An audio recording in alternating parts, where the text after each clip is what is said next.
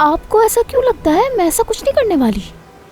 अच्छा छोड़ो ये बात, सिनान के लिए जो के फ्लाइट थी उसे लेकर आओ जल्दी। जी ठीक है।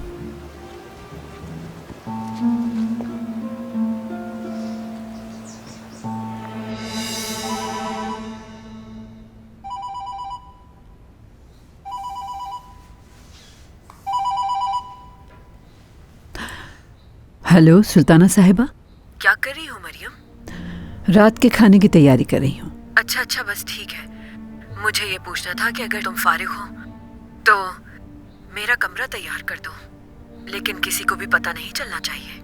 मैं अचानक से आऊंगी। ठीक है, जैसा आप कहें सुल्ताना साहिबा। और हाँ, काम ऐसे करना कि कोई गड़बड़ ना हो। फिक्र मत करें, कुछ नहीं होगा।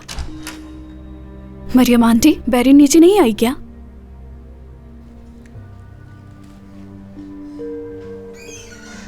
क्या तूबा आई थी? जी हाँ। चलो मैं फोन रख रही हूँ, तुम अपने काम पे लग जाओ।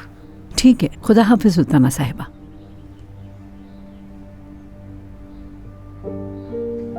बगैर बताए आने की क्या वजह हो सकती है उनकी?